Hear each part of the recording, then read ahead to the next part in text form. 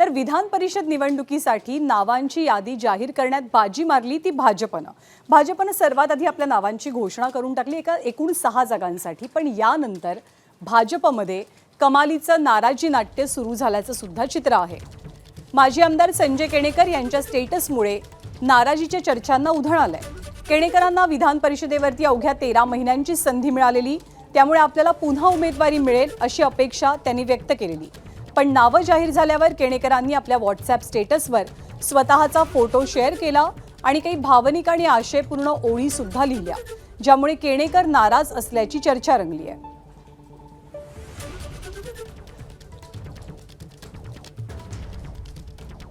तर संजय केणेकरांनी आपला जो व्हॉट्सॲप स्टेटस ठेवलेला आहे त्यामध्ये त्यांनी काय लिहिलंय, कोणता फोटो शेअर केलाय आपण पाहूया।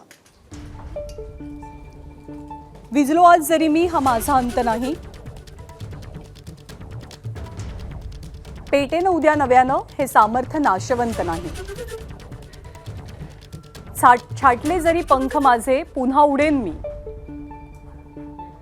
अडवू शकेल मला अजून अशी भिंत नाही।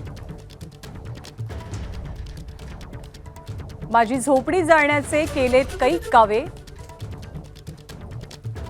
जळेल झोपडी अशी, आग ती ज्वलंत नाही, असा स्टेटस संजय केणेकरांनी ठेवल्यामुळे नाराजीची चर्चा जोर धरतेय।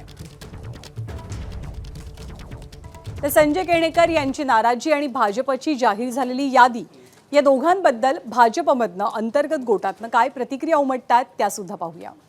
खरं तर माझं भाग्य आहे या राज्याला देवेंद्रसारखं नेतृत्व राहिलं आणि त्यांचे जे दीनदलित उपेक्षित पीडितांची, कामगारांची, किसानांची, समृद्धीची जी संकल्पना आहे त्याच्यातला मी खऱ्या अर्थानं मावळा आहे त्या प्रवासातला, आणि ती संकल्पना त्यांची लोकांपर्यंत नेणं ही माझी भूमिका आहे।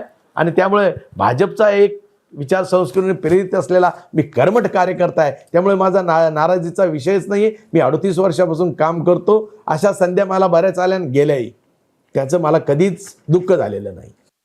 भारतीय जनता पार्टीमध्ये कुठलाही कार्यकर्ता नाराज होत नाही। संजयजी केणेकर यांना वर्षभरापूर्वी विधान परिषदेची निवडणूक मिळाली होती, ते निवडणूक जिंकले होते। भारतीय जनता पार्टी कार्यकर्त्यांचा पक्ष आहे। एका वेळेला एका उमेदवाराला संधी मिळते, दुसऱ्या वेळेला दुसऱ्याला संधी मिळते, आलटून पालटून संधी देणारा हा पक्ष आहे। एबीपी माझा, उघडा डोळे बघा नीट।